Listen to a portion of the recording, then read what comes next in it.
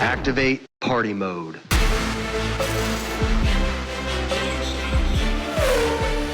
A-firm, party mode engaged. Hello and welcome to Party Mode, the F1 podcast with no limits. I'm Jethro Bovingdon and I'm joined by my good friends Charlie Curtis and Matthew Collins. It should be a quiet week because we've had a week off, but this is the soap opera of F1. So there's everything from team bosses leaving, other team bosses fleeing potentially the country due to familial criminal activity, which has not been substantiated. There's a lot going on. So, boys, what is the big talking topic of this week for you guys? There's like 100 little things. It's crazy. I mean, it started kind of what we'd expected. We saw Doohan got replaced, and that seemed like that was going to be the big news. And now that's back burner. That's old news. Mm-hmm.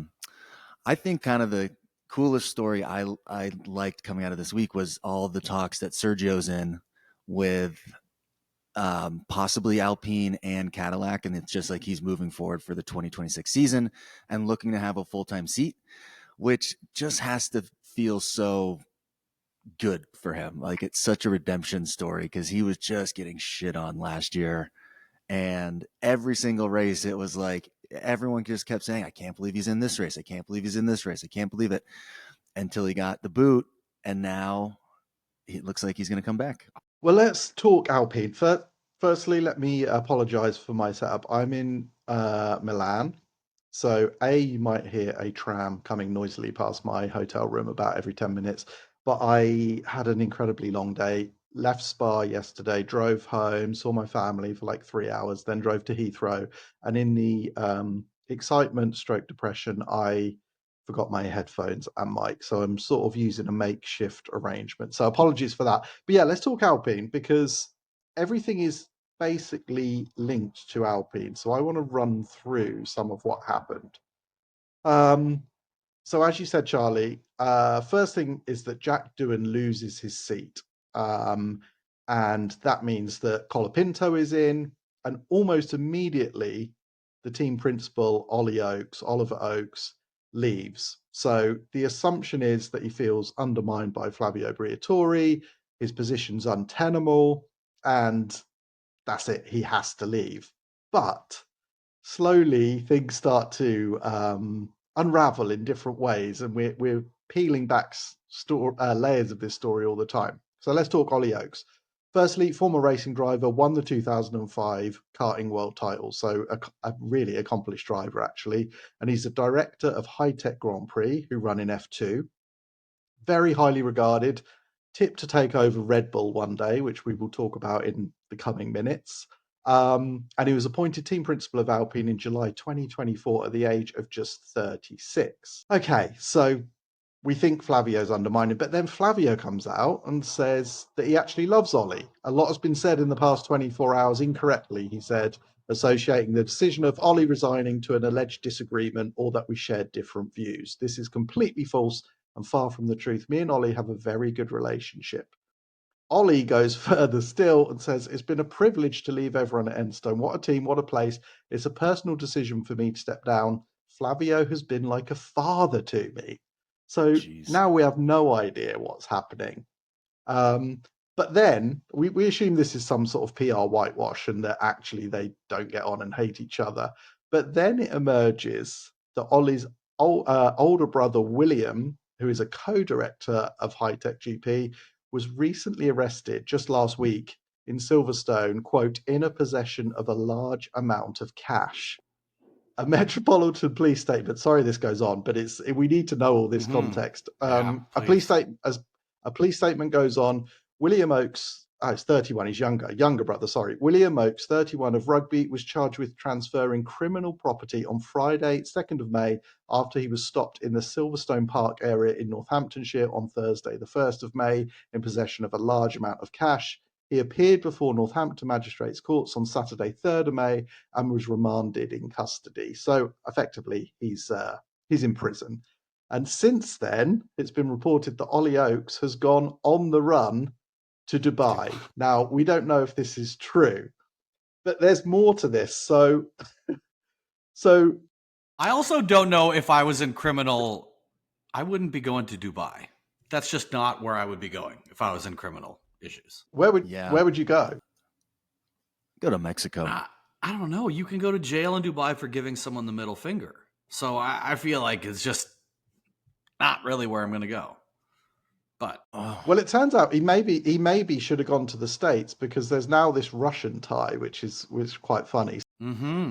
Ollie Oakes and his brother took over High Tech GP in 2022 after forming a new company that acquired a controlling stake in this race team from the father of XF1 racer Nikita Mazepin, the Russian guy, from his father Dmitry Mazepin. This takeover happened 3 days after Dmitry Mazepin was basically put under sanctions by the UK and the global, the whole world really, by Russia's invasion of Ukraine. So Dmitry is like a Russian oligarch, major owner and former CEO of the mineral fertilizer company Uralchem, very close to your incredibly close ally now, Vladimir Putin. So there's all this weird Russian stuff going on in the background, the Mazepins, and now Ollie Oakes has disappeared to Dubai, or maybe he hasn't, but we do know his brother is for sure under arrest. There's a lot of shade. This feels like a motorsport story from like the 1980s. It's insane. The only thing better is if they were transporting the stolen cash in an F1 car. But I mean, it'd be pretty awesome. In the side pods, just tons of cash. That's ridiculous. Wow. And yeah, I love it. And yeah, I mean, it's a great story. It's the rumor I hear is that Flav told him. I heard this just today. I'm in Italy today at a Pirelli thing, and I heard just today that Flav actually said, "Don't worry about it. We can sort this out. Stay with us. Stick with us. You know, I've got your back. We can make this work." And Flav is a man with connections, and he's seen through a lot of his own controversies in the past. And but Ollie obviously either decided to go to Dubai and flee if he is involved, or if that's complete nonsense, which it could well be. All this is alleged. There's now this rumor that's emerged literally this morning that Christian Horner is out and Ollie Oakes could be in after Imola. So I can't work out if this guy's on the run with like a big bag of cash from a Russian oligarch, or if he's about to get a job at Red Bull. Like, who knows? Who knows? I mean, you don't flee if you're innocent, right? If your hands are clean. He's probably just living luxury life in Dubai. He's living luxury life. He might have, my brother's been arrested. I don't want to, I've got this Red Bull thing that's coming over the horizon. I just don't want to answer the questions and be involved with it. And I feel like you're not going to have the press harassing you in Dubai. You're just going to kind of be like at your hotel, by the pool, having really 5-star dinners and 5-star experiences. Like maybe he is going to Red Bull and he knows he's got like a 4-day gap of just massages and pampering, and then he's got to go full force, like everything. And this is his time away. And what's the deal with Horner? I just saw it was performance related, but I don't know any details. So the deal with Horner is everyone is saying, it's like anything with F1, isn't it? It's like Chinese whispers. I don't know what's fact and what's not, but several sources, it seems, or it could just be one source and then it gets picked up by everyone in the world, is that it's a done deal that Christian is going to be, effectively, if the upgrade doesn't work for Imola, then he's gone. And I'm sure if they've made that decision anyway, like whether the upgrade works or not, they'll probably get rid of him. So I thought he had survived almost. It just seemed impossible that he could survive last year when all that stuff was going on. But it looked like he survived all that. And now, if he goes for performance rate, it's amazing, really, isn't it? What a turnaround. We thought he'd like stuck it out. And now it could be that he's going to go just because Yuki keeps finishing like 10th or 12th or whatever. Yeah. I mean, I'm not. Maybe this is Yuki's final, this is like Yuki's final revenge to Horner. It's like, you've been trying to get me out of this Red Bull family for years. You put me in the seat. I'm just going to come like 12th for a couple of times until you get fired for performance. Until you get fired. Maybe in Imola, Yuki will be on pole. Oh my God. I can't believe they're going to let him go. That seems insane. They're going to stick with him after he gets busted for sending dick pics to an employee.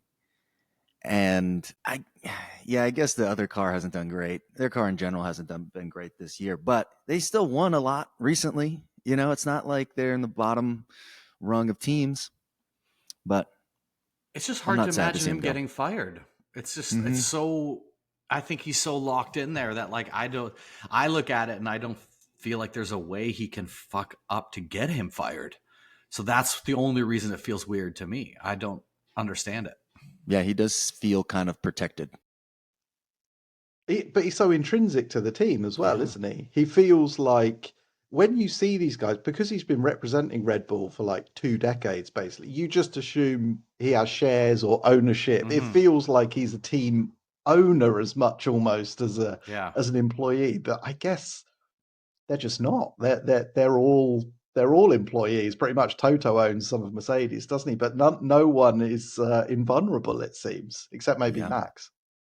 Mhm. He's as invulnerable as they get. It's a pretty wild story. Yeah, where would they go if they didn't get if Ollie Oakes is off the table or is literally, gonna pop up somewhere in Russia?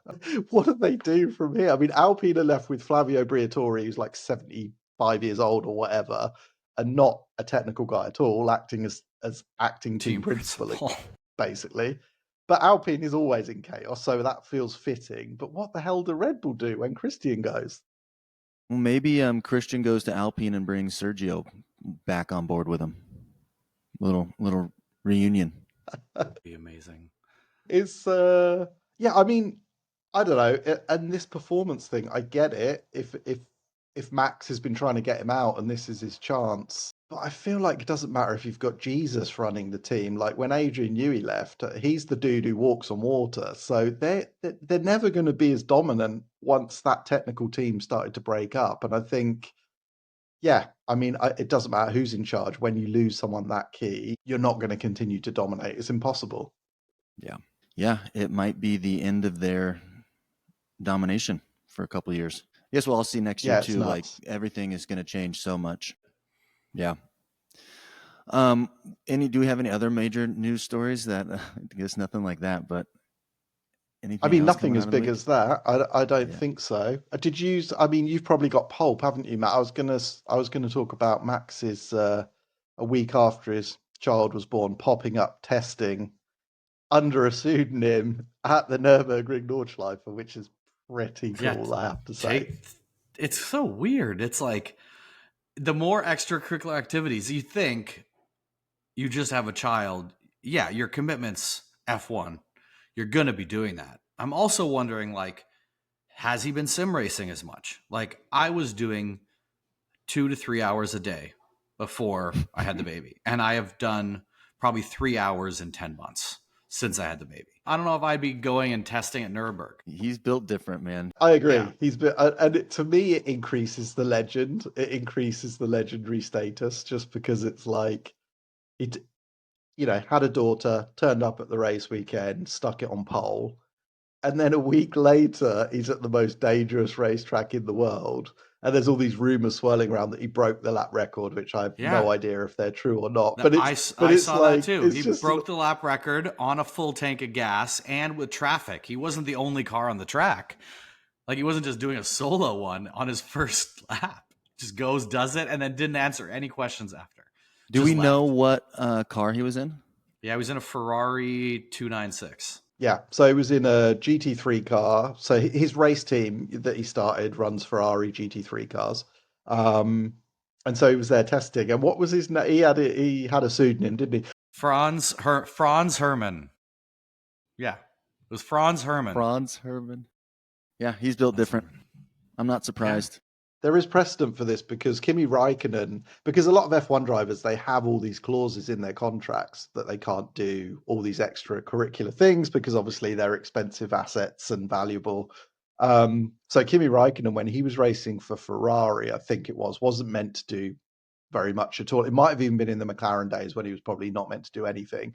And he entered a Skidoo race in a bear suit, so fully in disguise, in a bear suit, under the name James Hunt, who was like the old hell-raising McLaren F1 world champion back in the day. and he ended it. And skidoo racing is super dangerous. But so that these guys do this. This has got a precedent. But Verstappen was not exactly undercover. There was photos of him. He had his Verstappen.com suit on. But to me, it made him even more cool. I was like, this is awesome to go there, that racetrack in that car a week after he's had a kid. It's like he's just from a different planet. Different breed of dude. Did you do Mother's Day stuff, Jethro? Did you? Because I didn't. It's the different time, but you didn't. No, Oh. I normally, it depends where we are, which one we celebrate, and we happen to be in the UK for the UK one, so we did Mother's Day on the UK one.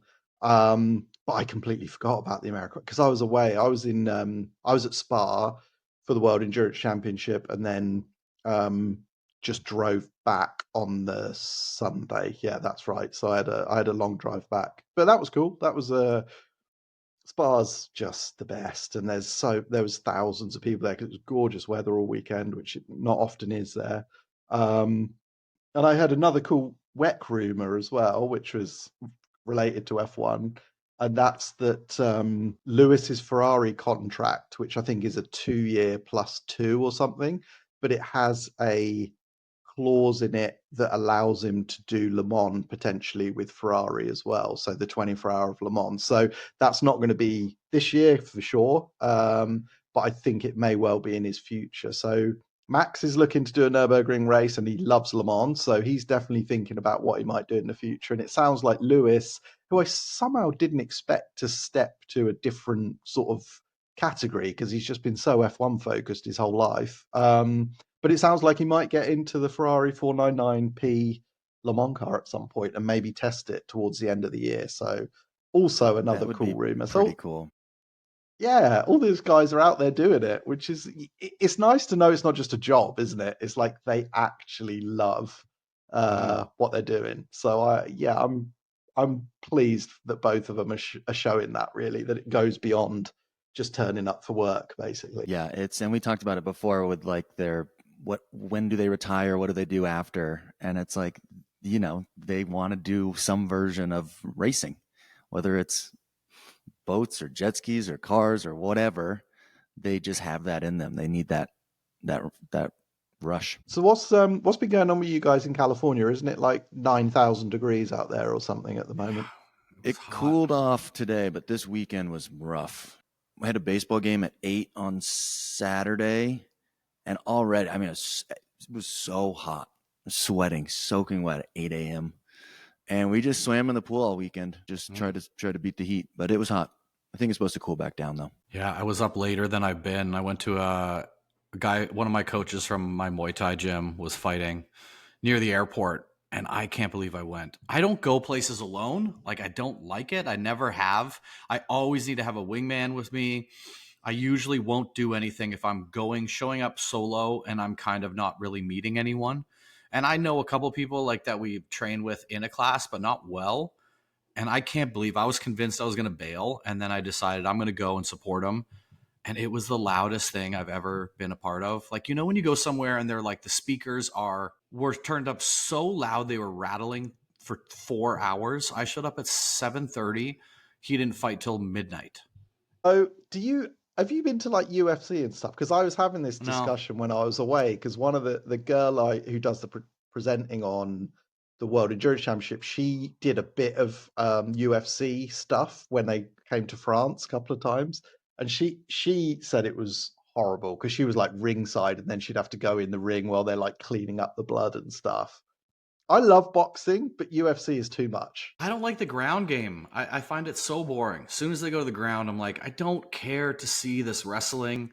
Yeah, I like watching UFC, but the crowds don't. It's not. I would like to go watch it, but I don't want to be amongst that crowd and all those people in one spot, just cheering and chanting while two guys beat themselves up. I don't know. It's not like the crowd I want to be around generally. So what about you? Did you do the Mother's Day? Is big deal over there? Yeah, big deal.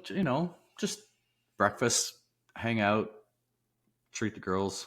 Erica was out of town until yesterday morning, so she got in, landed, we did like presents and said hi, and then Laura, Erica, all the moms of our group, they went over to a friend's house and had massages and did nails, and then we went to dinner. But pretty mellow.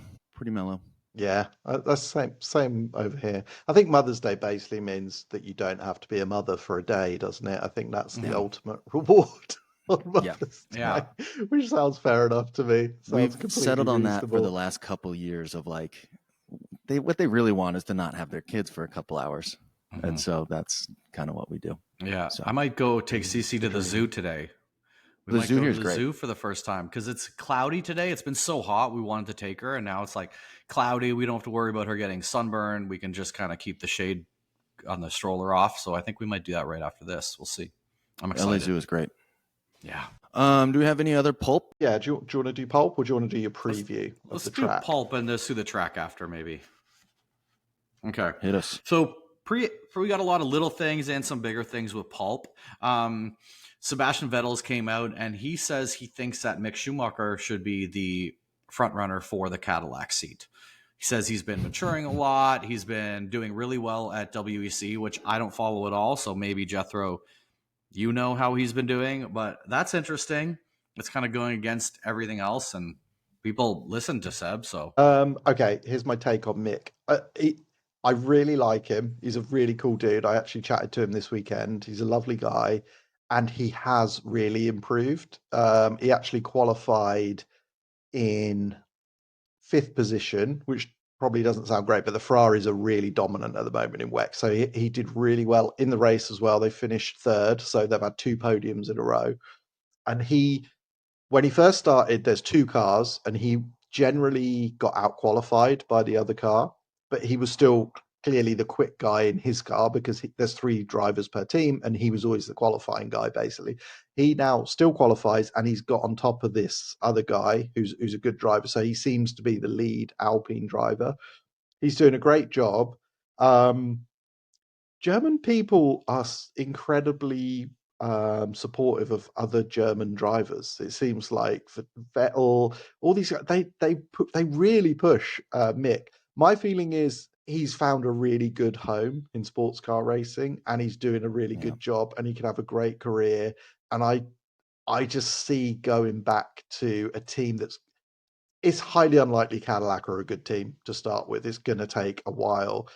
And how do you show if you've improved when the car's not near the front of the grid? So if I was him, I'd be like, I'm doing a pretty good job here, and I've got a really good career ahead of me, and I wouldn't do it.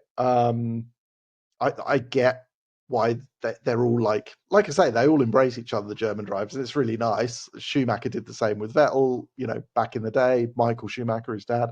So, but no, I think he should stick where he is, and I think it'll be Bottas or someone more likely for Cadillac. It depends what happens with Perez as well.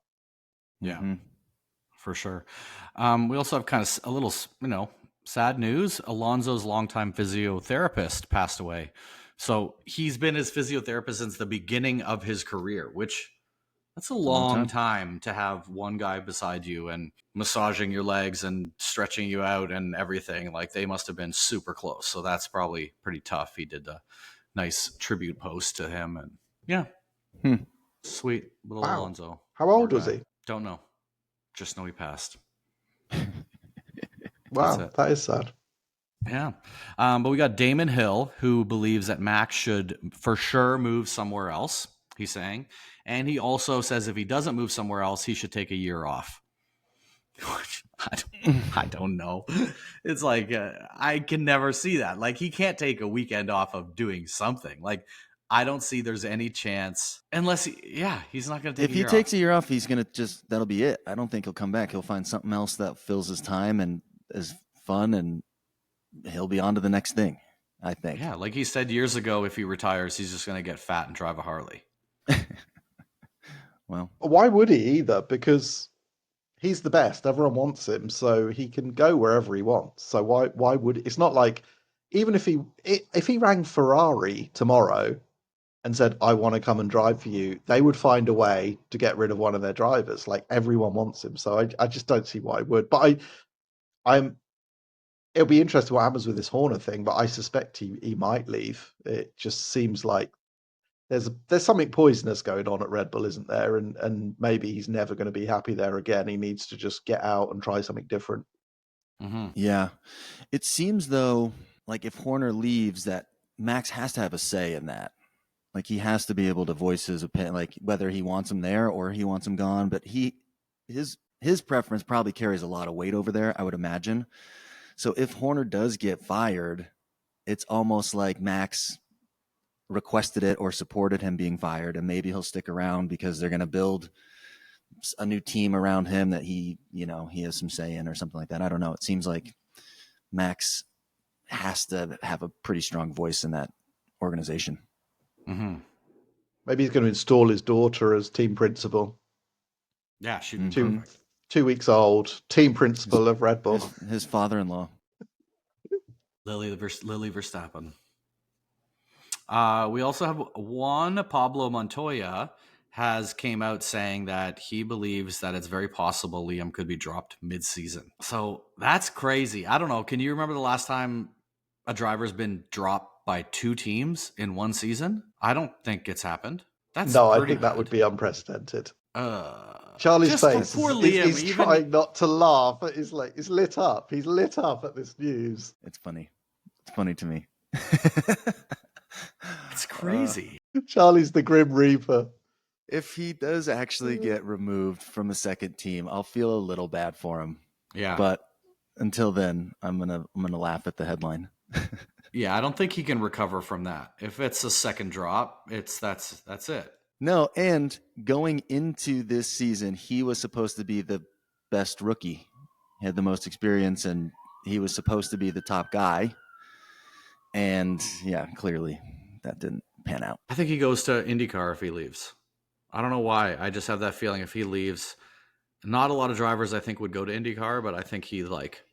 He might pop over with Nick DeVries. Formula E. Drive those Formula E cars. I would just rather be an IndyCar. I'd rather have people actually attending the race. Mm-hmm. I think that would be something. I want Yeah, to have people there. Yeah, when I do the World Endurance Championship, a lot of the people work also in Formula E. Obviously, I won't name names, but the drivers all get paid a pretty good amount of money over there. Really? But there are 0 fans.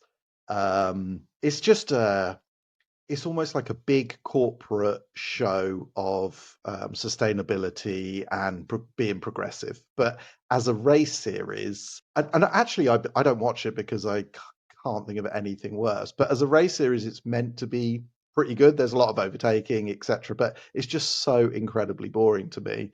But yeah, everyone who works there in the paddock is like, it's super weird because it's like if it's got the infrastructure of this huge championship, all these corporate entities behind it, but no one goes and no one cares. Like literally no one cares. But yeah, I think for Liam, it's a stain on your career forever, isn't it, if you're dropped like that? And I think you can rebuild and go to IndyCar, which is a huge series, but it would be a real kick in the teeth, wouldn't it? I mean, it's actually on a human level, it is slightly tragic. You've been waiting for this opportunity for so long. And actually, if you remember how positive everyone was when he first came in, because he did a better job than Ricardo, and there was this fairy tale feel to it, and it's turned into an absolute nightmare. I was on the Liam train. I wanted him to just kill it. I was so pumped for him. And then now I'm just like, he came out a bit too cocky without kind of the backing of it, just like Nick DeVries, and gave me a bad taste. I don't know. Yeah. I agree. And I think in a world where there's like Kimi Antonelli and Isaac Hadjar, who are sort of super charming little, they seem super young and positive, and Hadjar's got a bit of attitude on the they're like the new cool kids, aren't they? And Liam sort of went straight to being slightly cocky and not quite delivering, which was unfortunate for him. Yeah. Do you know anything about this driver? He's apparently would be replaced by Arvid Lindblad. Yeah, so he's the young Red Bull guy. I think is he in F2 at the minute, or maybe even F3? He's super young. He's too young to have a super license. He's like 17 or maybe even younger. He is meant to be the next big thing, but as we've seen, you never quite know. You can have a stellar career in the sort of early days and step up and not quite be the guy, or you can have some of these guys, they work hard to get to F1 and then suddenly they take off. Everything clicks and it takes off. Mm-hmm. But there is a lot of there is a huge amount of excitement about him within Red Bull. But they've been wrong before, haven't they? But yeah, all the signs are that he's a super talented guy. Yeah. Well, I guess we look at it like Lewis going to Ferrari and Carlos going to Williams, and we see them drop off trying to figure out how to drive this new car. So obviously, it's just exponentially greater when a rookie comes in who's killing it and steps into any F1 car. It's got to be you either get it quickly or you don't. Yep. He's not getting Rough. No, not getting it.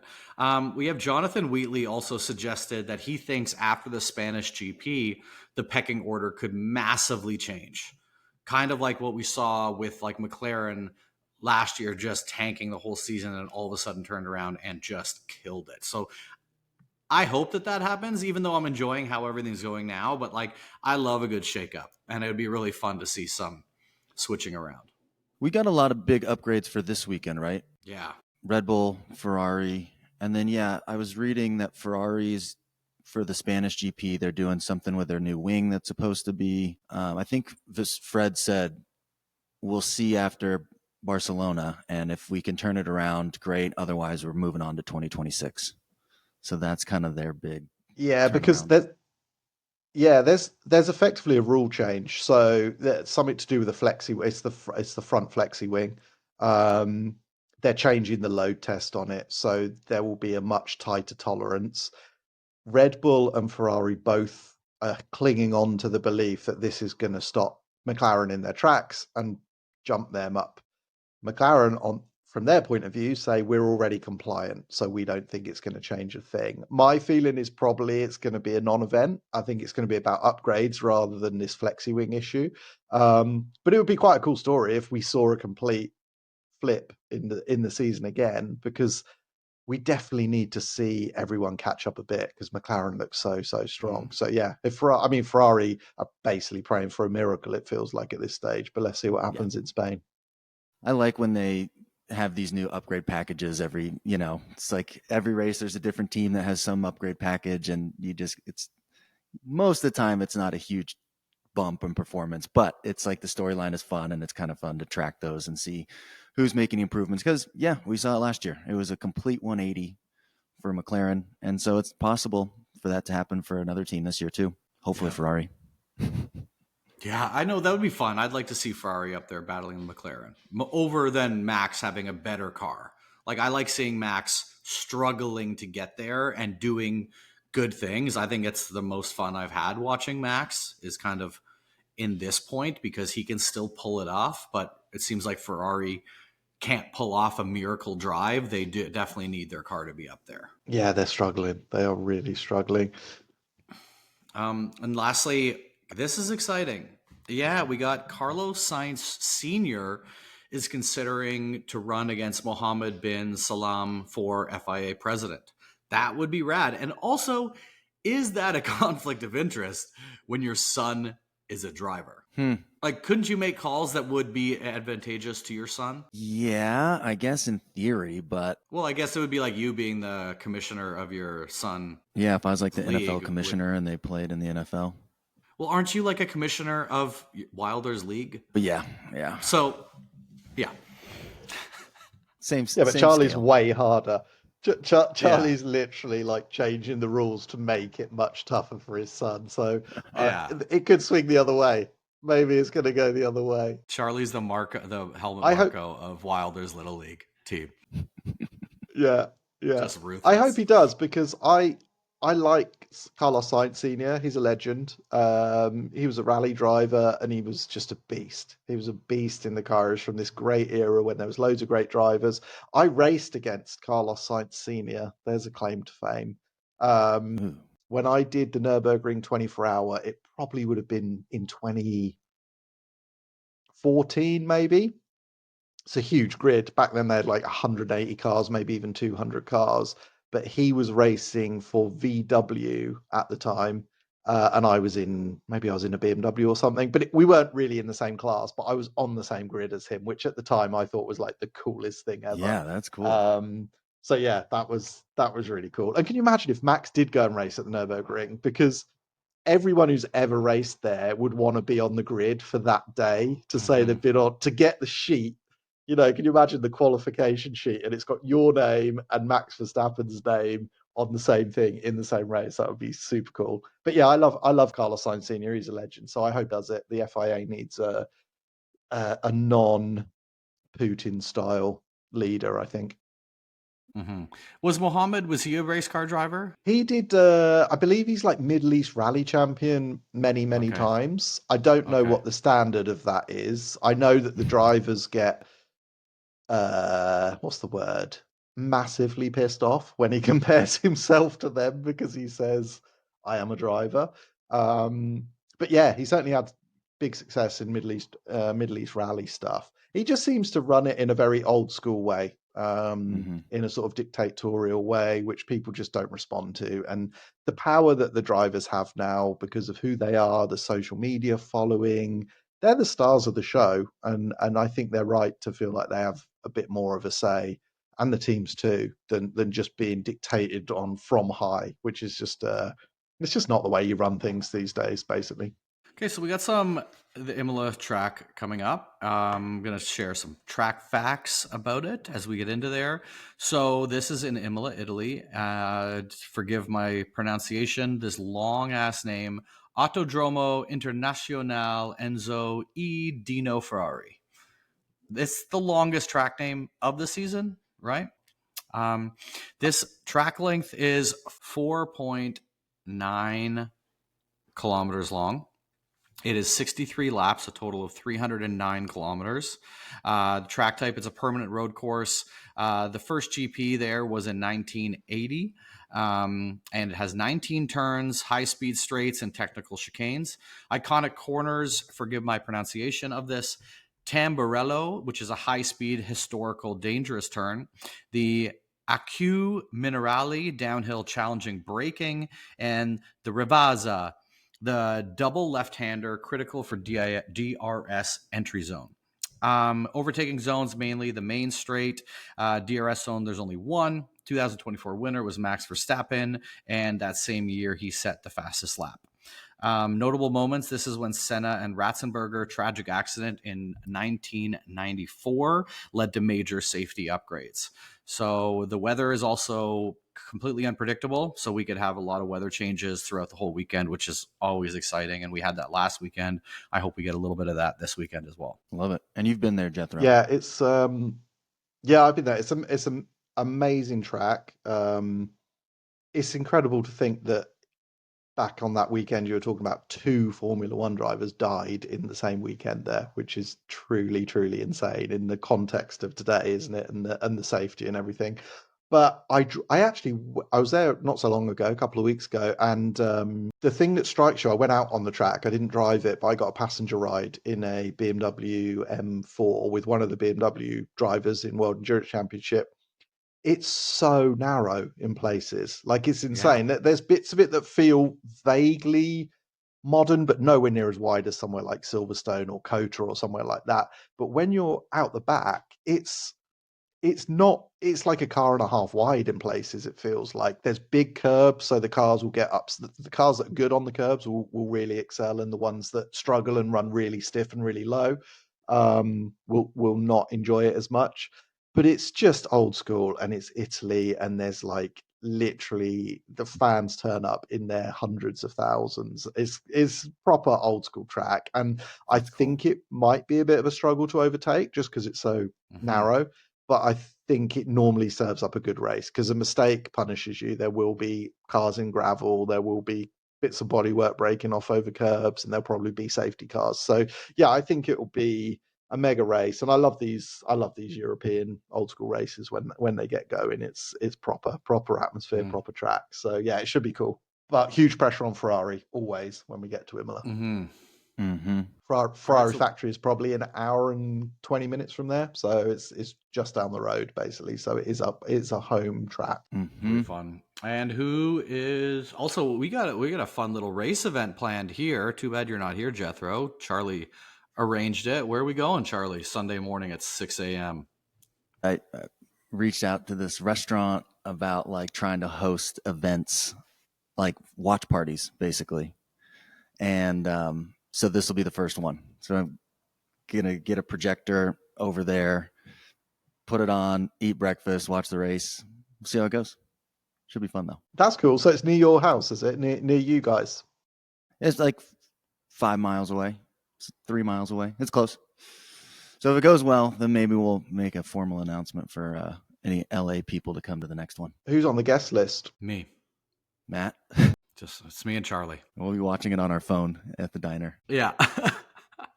It's just the two of us. In your pajamas. Lovely. Okay, so we should do our P10 predictions. Are we goes Are we first? ready? Ready as I'll ever be. Okay, I'm going to go first this time. I feel like I haven't for a while, and I need a win because you two have both had this. I've been going against the grade, but I'm just going to go with someone who just keeps delivering, and that is Isaac Hadjar, Knew it. because he's there or thereabouts every time. Mm-hmm. Yeah. Hmm. I get it. You took it. Who's next? Go for it, Matt. I'm going to say Yuki. Okay. Let's hope. He's probably going to get 8th, but like, I don't know. I feel like he's more consistently in that zone again. So, go on Yuki. Man, I'm going to go with Gasly. Thought you were going to throw a curveball. I like I Gasly. thought you were going to throw a curveball and say Liam Lawson, but then I was like, nah, definitely not. No, He won't needs be it. that high. What about winners? Who do we think is going to win? I'm going to go Oscar. I think he's Still just McLaren. smashing it now. I'm going to go Oscar almost every race from now on, I think. Yeah. Head is on his shoulders. I'm going to say and hope that Charles wins. I want one for Charles. But who knows? I guess that Yeah, we'll see if these I was going to upgrades say work. that. Yeah, they do tend to go well at Imola Ferrari. So Leclerc's got a chance, but they're so far off at the minute. I think it's going to be. I think it probably will be Oscar because he just seems to be the guy at the moment. But I'm going to go Lando because I really want Lando to get onto. I basically want them to be level for the whole year, and then a final race showdown. That's what we need, and it feels like Yeah. those are the two who can make it happen. That'd be so fun. A final race, actual showdown. The last race of the year, not like a random midseason win. I hate that so much. Yeah, I agree. Yeah, it'll be awesome. It'll be awesome. Okay, well, I apologize if there are audio issues. This was entirely on me because I was traveling so much. But a crazy week of, people fleeing the country. Maybe the next time we speak, Christian Horner will no longer have a job, or he'll be working. I don't know. Maybe he'll get the second seat at Red Bull. Who knows? Everyone else has been through there. So, but yeah, at this point, Dax would say push, push, push, push. But we're just going to say Imola will be awesome. One of us will definitely win P10, and we will speak to you afterwards when we're bathing in that glorious result. Ciao. See you guys.